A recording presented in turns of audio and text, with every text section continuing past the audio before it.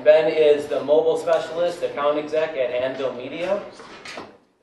So my name is Ben Leftwich. I work with Anvil Media. We're a digital marketing agency, and we help companies with search engine optimization, pay-per-click, social media, mobile, really starting to turn into a full-service digital marketing agency. So we've had a lot of desire to move into mobile from our clients over the next couple of years. They're just not really sure how to do it, so we're here to help them do that. So that's our building, that's us.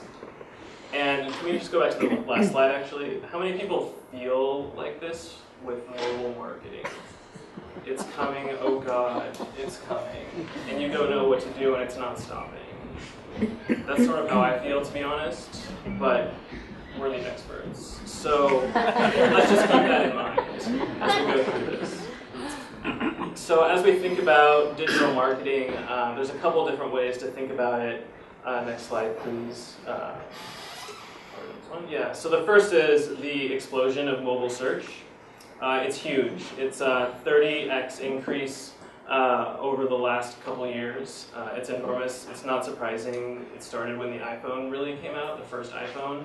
It's just accelerated since then. If you look at the graph, it's exponential graph. It's not a linear graph. 30-time increase in the last 3 or 4 years, and it's continuing at that pace. It's only going to accelerate as new phones come out, as new devices get on the market, as Android phones become cheaper. It's only going to get bigger and bigger. So the real question is, where are these people going? As Scott alluded to with apps, the number one place that people are going are search engine websites. The second is Facebook, which people call social media sites, but it's really Facebook. And the third are retail sites, also code for Amazon and eBay at this moment. Now that's changing. More e-commerce clients are getting smart. They know what to do on mobile, but right now it's mostly Amazon and eBay. So in terms of mobile advertising and the field, it's sort of the Wild West at the moment, to be honest. And think about mobile advertising right now is the early days of TV advertising. People are figuring out the medium. They don't really know how to use it yet. Users don't really know how to look at ads, how to experience them, how to interact with them. So it's really early days for mobile advertising. So keep that in mind as you start to look at your mobile advertising platforms. But just to give you a sense of the scope of this, so worldwide, projected mobile advertising revenue is going to go from $3 billion this year to $21 billion. It's not a small market. This is a huge market worldwide. It's going to be enormous outside of the United States as well.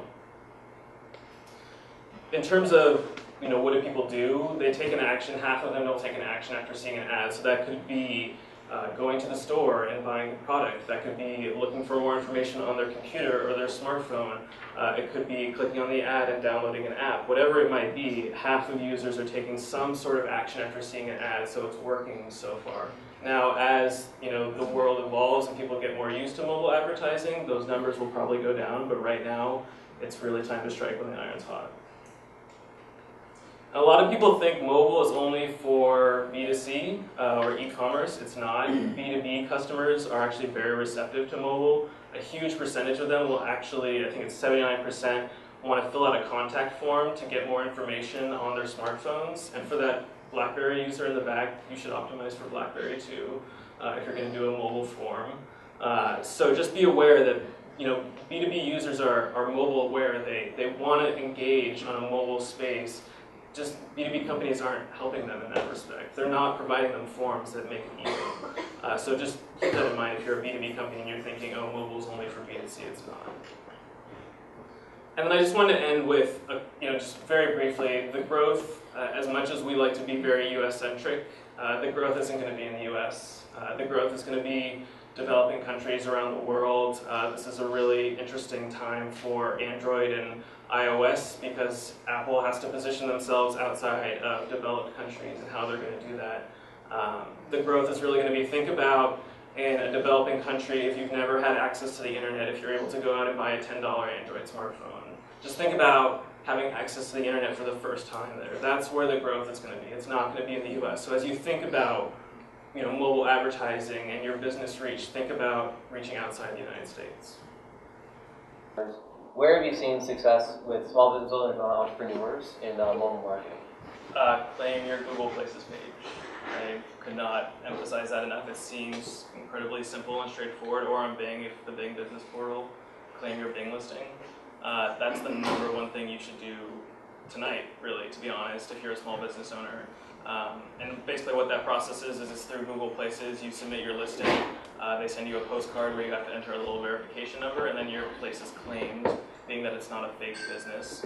And basically what that does from an SEO standpoint is that as you're on your mobile phone, and Google's doing this more and more with their mobile results, your business is much more likely to be on the top of those results, and even will usually have a map, as most of us have probably noticed. If you don't claim your page, or you don't even do a listing, good luck.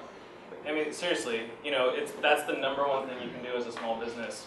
And put in all the information you can about your business, your hours, what forms of payment you accept, everything. You have to optimize your local presence, both from a regular SEO perspective, but especially for mobile. Because Google, you know, their mobile results, as you've been noticing, are getting more and more different from the desktop results. They were very similar at first. That you would do a mobile search and it would be very similar to what you would do on your desktop or your laptop. It's not that way anymore. They realize people have local intent most of the time when they're doing a search on Google, so that's what they're serving, and they're getting good results.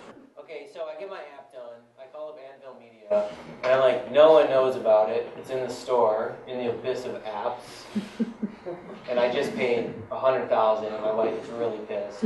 Please help me. What would you do? I mean, the most likely thing would just, well, advertising, obviously, but...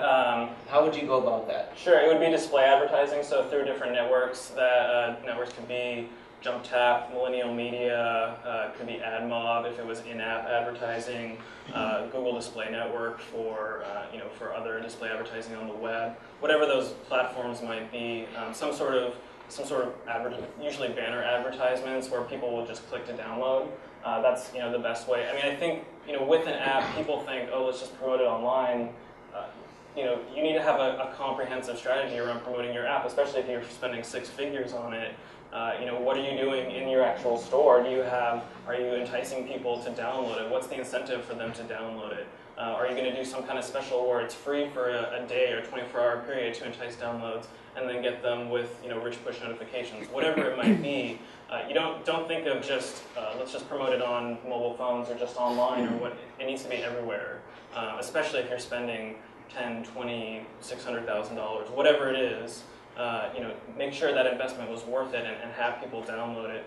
And then you can use things in-app, potentially for the upsell. So games are the best at this right now, where you'll download a free version of the game and you'll just be getting into it.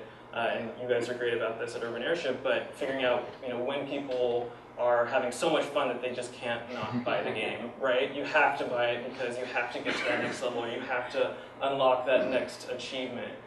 So games are the best of it right now. There are other, New York Times is doing it also with their content.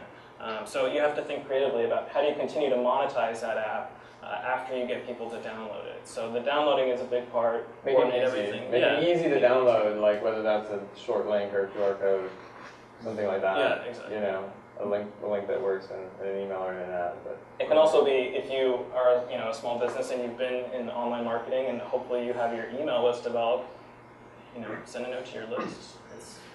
It works. So what's going to happen in this space in the next 12 months? The most interesting thing that I would see happening is what's going to go on with the operating systems.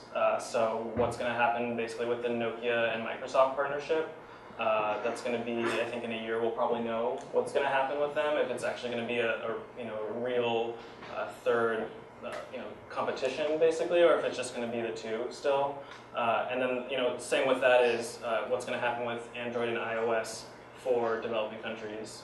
Is Apple going to even try to get part of the developing country marketplace? Are they going to be willing to sort of dumb down the iPhone to a price point that's reasonable in those countries, or are they going to continue to serve the higher end marketplace in developing countries?